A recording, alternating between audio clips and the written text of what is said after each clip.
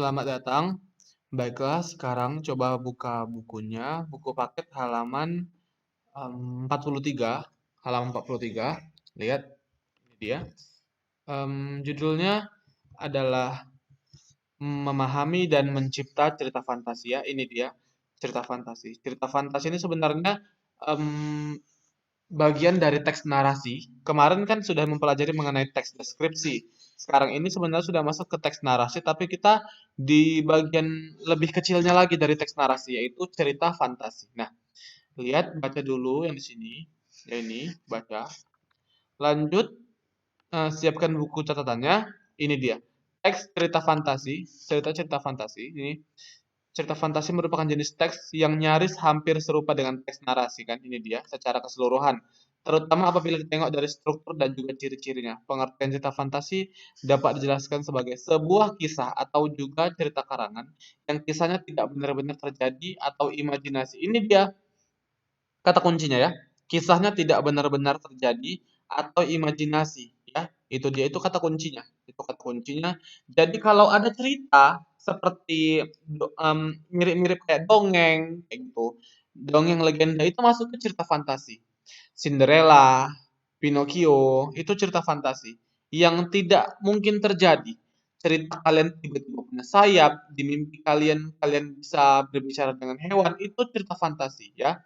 Nah, jadinya ini ditulis dulu yang ini, tulis semua ini ya. Ini oh ini kalau kalian murid saya udah nulis ini ya, sehingga seringkali segala macam unsur cerita tersebut seperti peristiwa atau kejadian yang terjadi di dalamnya tidak akan pernah terjadi sungguhan di dunia nyata ya. Misalnya kayak gitu. Misalnya contoh, meski kita gabung ini, ceritanya kayak gini.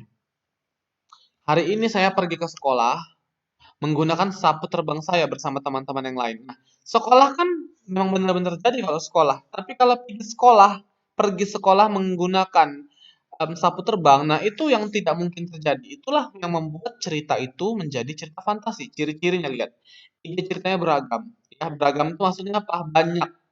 Ya, kenapa bisa beragam cerita fantasi ini? Ya karena dia fantasi. Kita bebas sebebas-bebasnya mau dibuat ceritanya kayak mana, ya.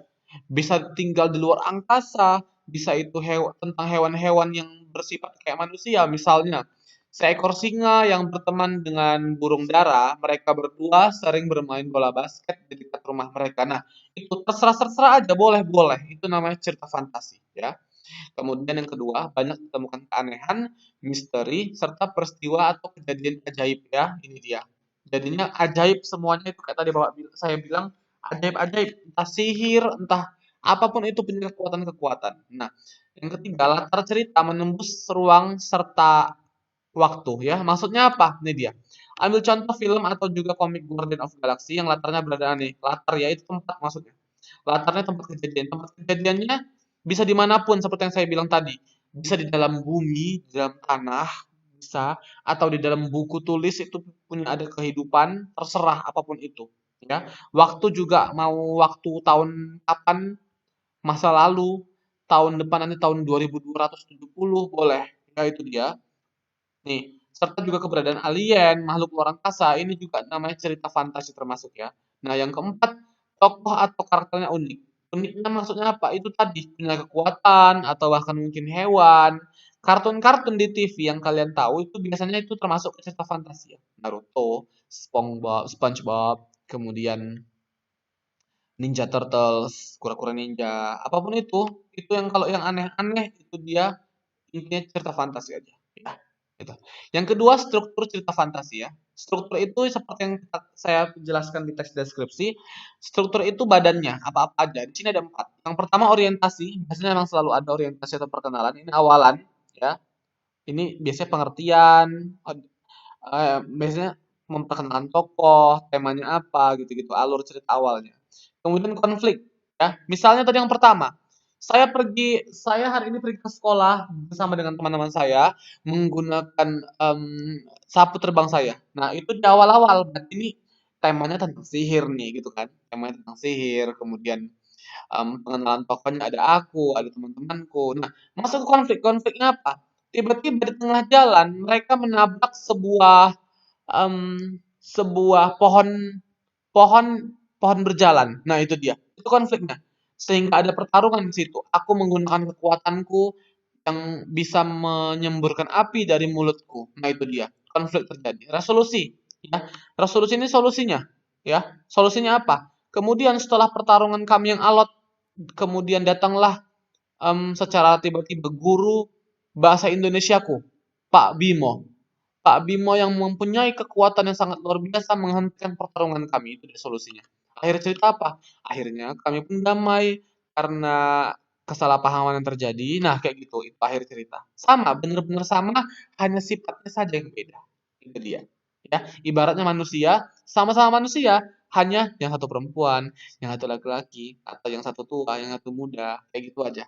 Ininya awal-awalnya sama semua kalau struktur ya. Kebanyakan sama. Nah, itu dia. Kalau untuk itu sih hanya ini doang yang penting. Struktur, ciri-ciri tahu kan maksudnya tadi. Ciri-ciri itu apa yang membuat cerita tersebut bisa dikatakan cerita fantasi. Ya, itu dia. Kemudian ini teksnya, ini pengertiannya. Ya, coba lihat di halaman ini. Baca dulu yang ini. Ya. Nah, ini dia. Ini ada fantasi aktif, fantasi yang dikendalikan oleh pikiran dan kemauan. Contohnya perancang, pelukis, dan penulis. Ini ibaratnya memang kita ingin misalnya nih membuat cerpen atau membuat novel, ya. Kita sebagai penulis yang ingin membuat cerita itu. Nah, kalau ini fantasi pasif, ini yang kita tiba-tiba, ya. Contohnya melamun, ya itu dia. Tiba-tiba, kayak gini, fantasi dia. Oke, lanjut. Lihat nih halaman masuk ke halaman 45 ya. Ini dia. Tuhan menganugerahkan kemampuan berfantasi sebagai sumber kreativitas. Nah, ini dia. Karena kita sudah diberi alhamdulillah diberi kemampuan sama Tuhan untuk punya pikiran ya. Maka dari itu kita bisa berfantasi apapun. Kamu bisa memikirkan gimana ya kalau nanti rupanya aku kayak gini seperti ini. Aku bisa terbang, aku punya kekuatan. Nah, itu benar-benar tidak terbatas pikiran kita ya. Itu dia. Itu suatu keajaiban anugerah yang diberikan dari Tuhan ya. Makanya kita bisa membuat fantasi, ya, mengarang, menghayal. Ini unsur-unsurnya ya, unsur pembangunnya, mengidentifikasi karakteristik. Nah, lihat di sini, perhatikan lagi di halaman 45 ada satu contoh teks fantasi ya, cerita fantasi yang judulnya Kekuatan Ekor Biru Nataga ya. Ini baca dulu. Ini cerita fantasi. Setelah dibaca bagus-bagus, saya mau tugas kalian adalah ini dia. Tugas kalian lihat ini ya. Jadinya tugasnya adalah tugas buatlah poin-poin cerita berdasarkan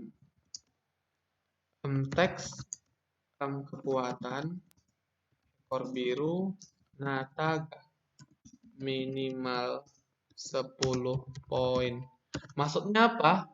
Oke, saya jelaskan. Contoh teksnya dulu Cinderella. Bapak, saya cari Cinderella karena semua orang tahu Cinderella ya. Poin pertama apa? Cinderella tinggal bersama ibu tiri dan kakak tiri.